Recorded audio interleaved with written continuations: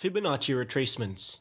It is a tool that displays horizontal lines based on the Fibonacci numbers. These lines can then be used as key support and resistance levels. To use the Fibonacci retracement tool, you first start by identifying a swing low and swing high on a chart. Then, drag the tool from the swing low to the swing high.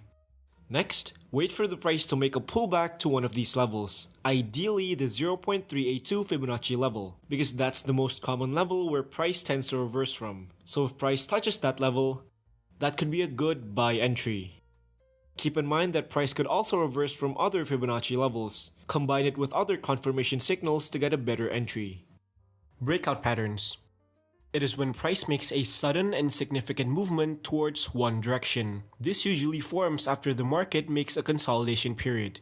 For example, here we can see that the price is consolidating. Then, it suddenly moves sharply to the downside. This is called a breakout. To take advantage of this, traders could use specific patterns as a guide to identify breakouts before they happen. Most notable breakout patterns include wedges, triangles, and the rectangle pattern. Reversal patterns.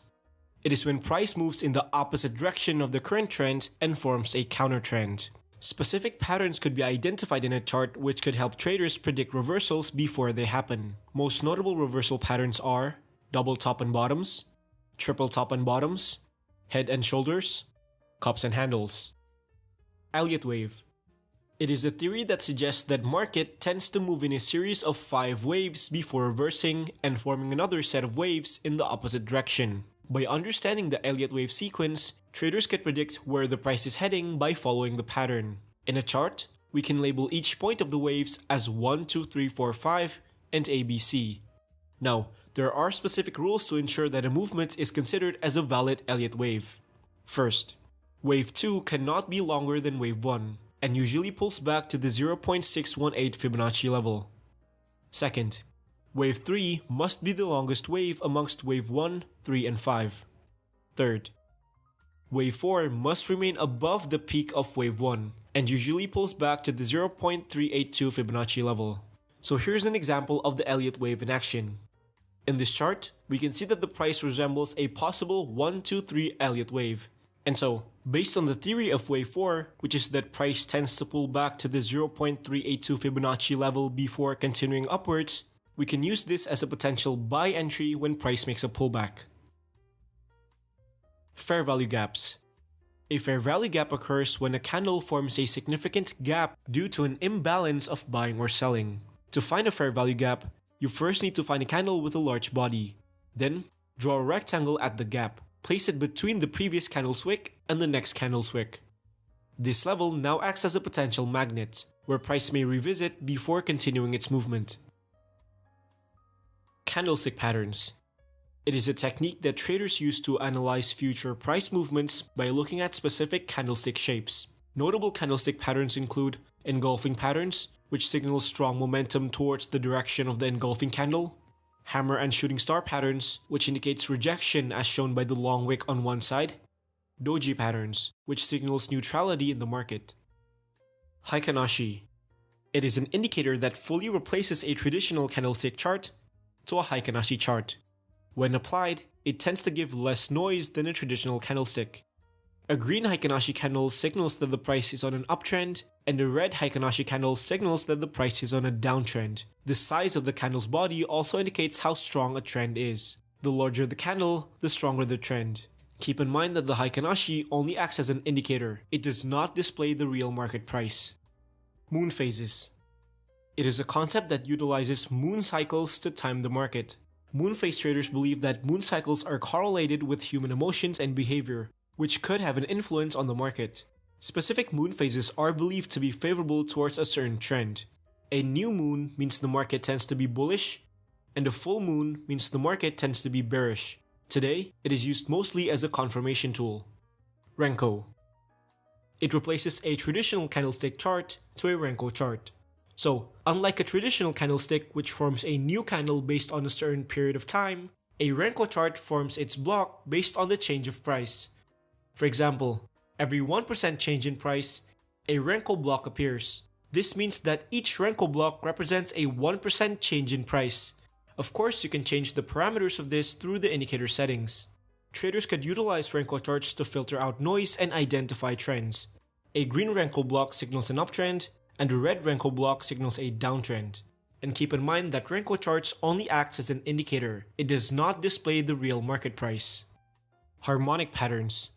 These are advanced price patterns that follows a specific shape based on Fibonacci numbers. Traders can then use these specific shapes to predict future price movements.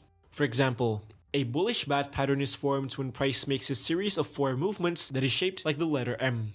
Each point can be labeled as X, A, B, C, and D, and each of these points has a specific guideline. For example, point X to point B needs to have a value between 0.382 and 0.5. Point A to C needs to have a value between 0.382 and 0.886. And the same thing works for the other points. Next, these specific guidelines can then be applied onto a real chart. So, if you see a price forming a series of 4 movements, you can apply the harmonic pattern tool to check if the price that formed matches a pattern's guideline.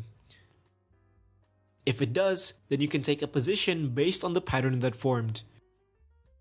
There are multiple harmonic patterns that exist. Most notable are butterfly, bat, crab, and each have their own unique values. Support and resistance. These are key levels that formed horizontally where the price has bounced off in the past and could possibly bounce again in the future. If the level is below the price, it's called support, where you can take a buy position if the price approaches it, and if the level is above the price, it's called resistance, where you can take a sell position if the price approaches it. Dynamic support and resistance. Similar to support and resistance, dynamic support and resistance also acts as key levels, but instead of using static horizontal lines, it uses indicators like the moving average to act as our key level. Trend lines. Trend lines are key levels that form diagonally during a trending market. You can use trend lines to identify the overall direction of the price. Upwards trend line means bullish, downwards trend line means bearish.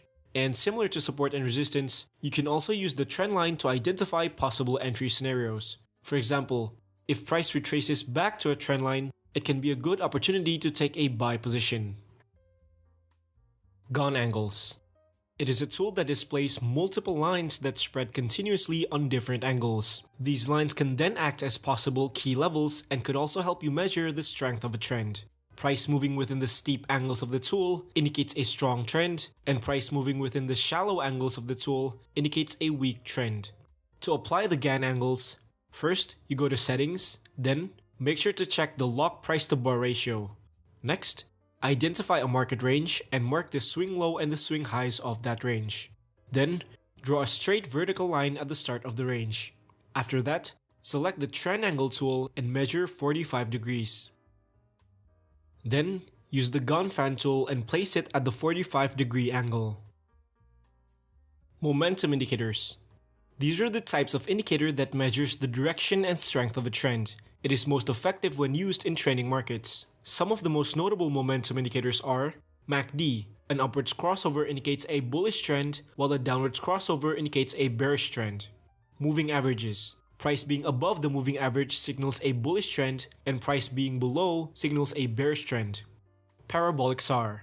A dot below the price indicates a bullish trend, and a dot above the price indicates a bearish trend. Super trend. Green signal indicates a bullish trend, and a red signal indicates a bearish trend. Oscillators. These are the types of indicator that displays the relative strength of a price. It is most effective when used on choppy or sideways markets. Most notable oscillators include RSI. When the line is in the oversold region, it indicates a possible reversal to the upside. If it's in the overbought region, it indicates a possible reversal to the downside. Stochastic. If both lines are at oversold, it signals a possible reversal to the upside. And if both lines are at overbought, it signals a possible reversal to the downside. These two lines can also cross over each other to predict future price movements. Divergences. Divergences occur when an indicator displays an opposite signal of the real price movement. When this happens, it is usually a sign that the trend might reverse. Divergences could occur in many indicators such as the MACD, stochastic, and the RSI.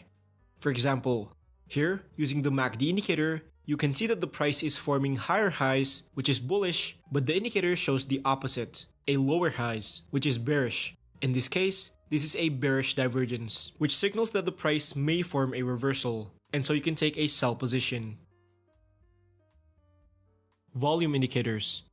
These are types of indicator that shows the strength behind a price movement by tracking the trading volume. Notable volume indicators include price volume, which displays the volume for each candle. The longer the bar, the higher the volume. Volume weighted average price, which shows the ratio of an asset's price to its total volume. It can be traded like a moving average or as a dynamic support and resistance. Volume profiles. It displays a volume bar horizontally, which can be treated as key levels for potential entry positions. Supply and demand. Also referred to as order blocks, these are zones where significant price movements have occurred. If price moves significantly upwards from a level, it is considered a demand zone. And if price moves significantly downwards from a level, it is considered a supply zone. Just like support and resistance, these zones can be treated as key levels for potential entry positions. Market structure. Market structure is when trader analyzes the behavior, condition, and flow of the market.